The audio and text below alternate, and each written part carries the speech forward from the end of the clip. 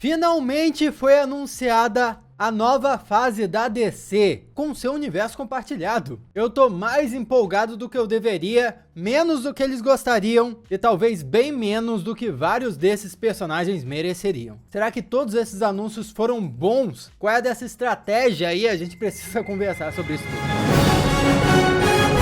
Olá, como vai? Ué, o meu fone aparecendo aqui. Olá, como vai? Tudo bem? Eu sou o Miguel Loquia e depois do Snyderverso e de uma bagunça que era o universo compartilhado dos filmes da DC, foi anunciado ano passado que a Warner conseguiu o seu Kevin Feige, ou seja, pessoas para ficarem responsáveis para administrar o seu universo compartilhado de heróis. E essa figura, que na Marvel é o Kevin Feige, na DC/Warner ficou sendo uma responsabilidade dividida entre o James Gunn e o Peter Safran, que passaram a assumir a direção de um novo estúdio. Assim como a Marvel Studios, agora surgiu a DC Studios, que, dando um passo além da concorrente, a Marvel, que só estão unindo filmes e séries, a DC Studios promete unir não só filmes e séries, mas também jogos e animações. Que é verdade, a Marvel Studios tem a Marvel Animations, que faz as animações da Marvel, como o What If, como a vindoura animação do Homem-Aranha, mas a gente sabe que eles usam um recurso do multiverso lá, então tem conexões, mas não é uma conexão direta. Agora, a DC Studios promete uma conexão direta e é isso que a gente vai conversar aqui. Desde esse anúncio passaram 3 meses e agora o James Gunn, que por sua vez tem todo o seu histórico na Marvel, mas isso aí é conversa para outro momento, vários de vocês já estão cientes. Nem vou falar aqui porque senão esse vídeo vai ficar gigantesco. Mas ele fez o tão aguardado anúncio com os 10 primeiros projetos para os próximos anos da DC Studios. E disse que se as pessoas estão esperando um universo cinematográfico da Marvel 2.0, o universo da DC vai ser melhor. Olha só a concorrência batendo a porta. Eu já tenho uma opinião formada sobre essa concorrência aí. Não é o que muitos pensam. Eu vou falar depois. Essa lista de produções reveladas traz uma combinação dos grandes heróis da DC junto com personagens menos conhecidos que podem se tornar grandes ainda, de uma forma similar a como aconteceu com os Guardiões da Galáxia, que foram, olha só, introduzidos ao cinema pelo próprio James Gunn na Marvel. Então, basicamente, a estratégia da DC é pegar Batman, Superman e Mulher Maravilha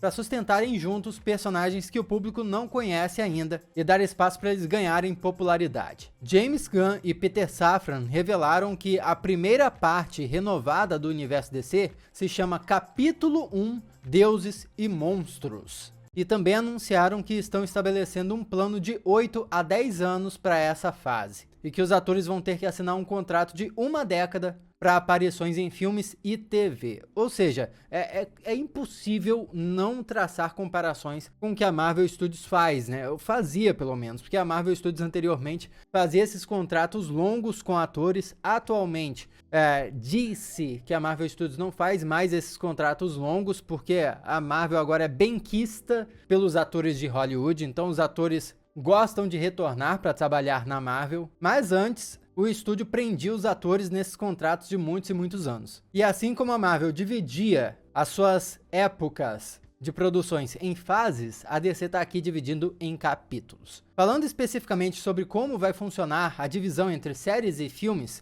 James Gunn disse o seguinte, abre aspas, não queremos que a série pareça de forma alguma como Enteados ou menos do que. É apenas outra maneira de contar uma história. Em outras palavras, eles de fato vão trabalhar nas séries como grandes produções. Qualquer um escalado para interpretar um personagem na DC, nas séries também vai interpretar esse personagem nos filmes. Outra coisa esclarecida é que nenhum ator vai fazer 2 papéis, então o Jason Momoa, que é o Aquaman, era o Aquaman lá nos filmes do Snyderverso, ele continuando seria como Aquaman e não como o Lobo, como vários rumores rumores aí pela internet estavam dizendo. Ninguém vai trocar de papel não. E falando nisso, já vale entrar nas produções que estão confirmadas e que vão continuar nesse novo universo da DC e as produções que não vão fazer parte desse novo universo da DC. A primeira produção é a Se Inscreva no canal, pô, clica aí, é de graça, não custa nada. Meu muito obrigado, você vai fazer parte da família Loki, adoraria ter a sua companhia aqui com a gente nos próximos vídeos. Vamos falar sobre isso aí. Porque ainda esse ano chega o filme Shazam 2, né, que é a Shazam Fúria dos Deuses, já em março.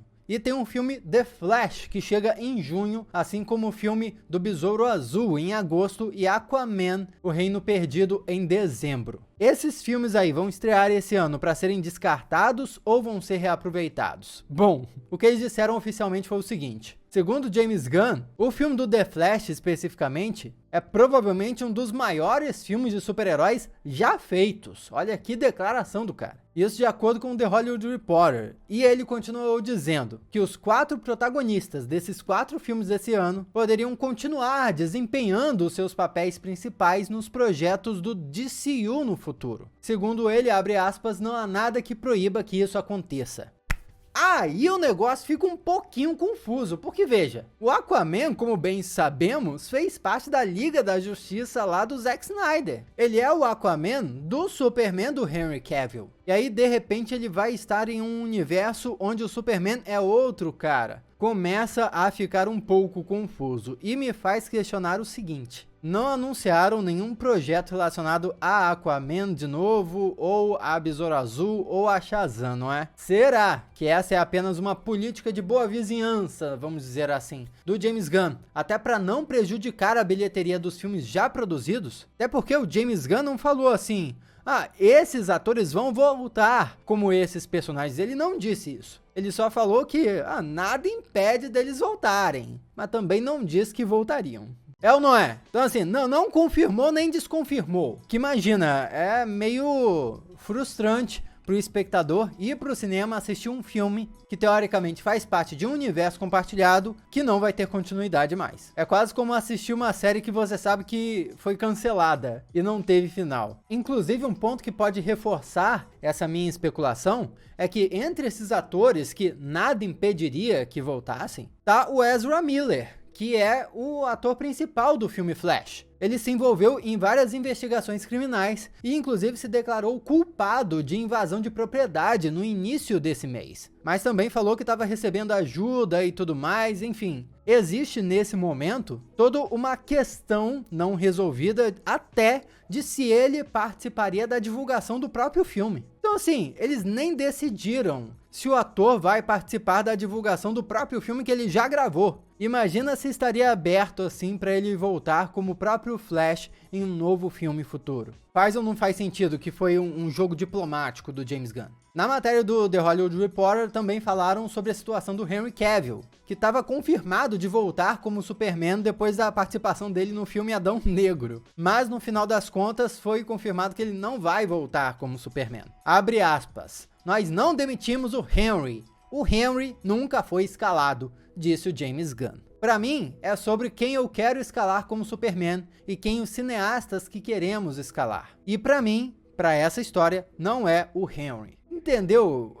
Se formos interpretar isso aqui, é mais uma sabonetada que ele deu na resposta. Ele passou um sabonete e escorregou. Ele não falou, não vamos trabalhar de novo com Henry Cavill. Não falou, demitimos o Henry Cavill. Não, a gente só escolheu outro ator. E acrescentou o seguinte, abre aspas. Eu gosto do Henry. Acho que ele é um cara legal. Acho que ele está sendo enganado por muitas pessoas, incluindo o antigo regime dessa empresa. Mas esse Superman, no caso, o novo Superman do novo filme que foi anunciado e vamos comentar já já, não é o Henry por várias razões. Se eu for tentar decifrar tudo isso que ele disse, especularia que todos esses atores que têm alguma relação com o universo do Zack Snyder não vão retornar para os seus papéis no futuro do DCU. Eles vão ser reescalados igual o Henry Cavill. E o James Gunn no futuro vai poder dizer, pô, eu não demiti nenhum deles. Eu só escolhi outros atores que têm mais a ver com as histórias que queremos contar agora. Sabe uma resposta assim? Com exceção de alguns. alguns que o próprio James Gunn escolheu, como por exemplo, os relacionados ao novo Esquadrão Suicida e Pacificador. Porque apesar do James Gunn não falar diretamente da série do Pacificador, ele já deu vários indícios que a série Pacificador e o ator John Cena, como Pacificador, vai fazer parte desse novo universo DC. Inclusive indicando que a Arlequina possivelmente vai continuar sendo interpretada pela Margot Robbie. Inclusive, um dos novos projetos que estão dentro do DCU, que é o novo universo da DC, tá diretamente ligado à série do Pacificador, que por sua vez está diretamente ligada ao filme do Esquadrão Suicida do James Gunn. Então vai ficar uma questão em aberto aí, porque o DCU não é um reboot completo. Onde é que a linha do tempo do DCU vai começar e onde vai terminar? São respostas que teremos ainda. Também foi explicado sobre os filmes que não farão parte do universo conectado, como por exemplo os filmes do Batman, do Matthew Reeves e a sequência de Todd Phillips para o Coringa. Eles vão integrar um selo chamado DC Elseworlds, que assim como nos quadrinhos vão ter histórias independentes. O projeto do Superman Negro, inclusive, que estava sendo escrito por Ta-Nehisi Coates, continua em desenvolvimento ativo e também se enquadraria nesse selo. Jovens Titãs em Ação, que é a animação da DC que está na Cartoon Network, também se enquadraria nesse selo. Mas a parte de toda essa conversa de continuidade, tem um trechinho da conversa toda que me pareceu muito meio que uma diretaça pra Marvel, onde é dito que a dupla, o Peter Safran e o James Gunn, estão valorizando a escrita de roteiros, dizendo que isso evitaria a temida sensação de fadiga de super-herói, e também daria aos projetos uma diferença tonal e temática entre si. James Gunn chamou a atenção para a degradação dos roteiristas em Hollywood, e também disse que a dupla queria respeitar a voz dos cineastas, mas até certo ponto. Abre aspas, não é o Gunn-verso, não é? Ele falou, tem que ser todas essas sensações diferentes, de todas essas histórias diferentes. Isso é o que o torna tão divertido. As histórias são completamente diferentes e cada uma tem a expressão individual dos roteiristas e do diretor que está fazendo esses projetos. Quando eles mencionaram a degradação de roteiristas de Hollywood, logo me remeteu a toda a polêmica relacionada aos profissionais de efeitos visuais, que está conectada à alta demanda dos filmes da Marvel. E também as séries da Marvel, que a gente critica bastante por causa dos roteiros, várias vezes. Tô olhando pra você, Miss Marvel.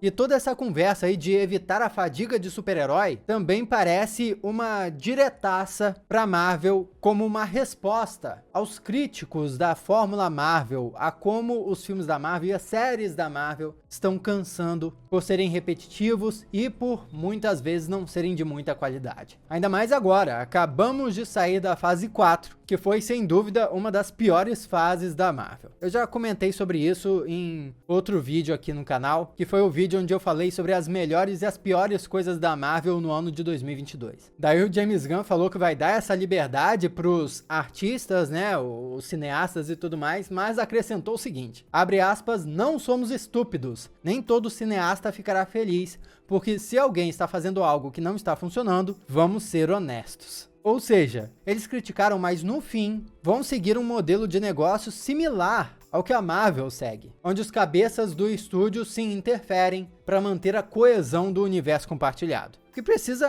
haver, né? Senão, as histórias conectadas não vão fazer sentido. Mas quais, enfim, foram as novas produções anunciadas? E aqui a coisa fica boa. Com ressalvas, tá? A primeira é Creature Commandos, que é uma série animada de 7 episódios, escrita pelo próprio James Gunn, que já está em produção. Originalmente é uma equipe de monstros clássicos reunidos para lutar contra os nazistas na Segunda Guerra, mas que também tem história se passando nos dias atuais. Não foi informado exatamente em qual tempo vai se passar a história, e os dubladores ainda não foram escalados, mas eles procuram atores que possam interpretar esses personagens nas suas versões live action também, se conectando ao que foi dito lá atrás. E isso vai ser muito interessante de ver. Mais uma vez comparando com a Marvel, mas não tem como, pô, são concorrentes diretos. Nós vimos na série What If a Capitã Carter aparecendo e depois aparecendo em live action em Multiverso da Loucura. Porém, era a mesma personagem em versões alternativas, de universos alternativos. O que o James Gunn pretende fazer no DCU é colocar os personagens no mesmo universo, aparecendo em animação e em live action. Ou seja, nós podemos começar a ver esses personagens aqui nessa série animada e e depois eles aparecerem em um filme, e a história da série vai ser importante para a continuidade. Outra produção é Waller, que vai ser uma série spin-off de Pacificador com a Viola Davis para o papel de Amanda Waller. Ela, lógico, interpretou a Amanda Waller nos filmes Esquadrão Suicida, na própria série do Pacificador, e era meio que uma cola do universo da DC. Ela, pelo jeito, vai continuar sendo importante. A produção está sendo escrita por Crystal Henry, da série Watchmen, que era incrível, tá? E Jeremy Carver, o criador da série de TV Patrulha do Destino, que apesar de ter sido cancelada, é uma série adulta e figura entre as melhores séries produzidas pela DC. Ah, falei bonito, hein? Figura entre as melhores séries. Vambora. Superman, o Legado, tá previsto para 11 de julho de 2025. Esse filme vai ser, de fato, o início do DCU. Em português é o DC, né? Universo DC. Mas não vai ser uma história de origem do Superman. James Gunn tá escrevendo e já disse que gostaria muito de dirigir. É um novo filme do Superman com um novo Superman. A história, segundo eles, abre aspas, se concentra no Superman equilibrando sua herança kryptoniana com sua educação humana. Ele é a personificação da justiça, da verdade e do jeito americano. Ele é bondade em um mundo que pensa que bondade é antiquada.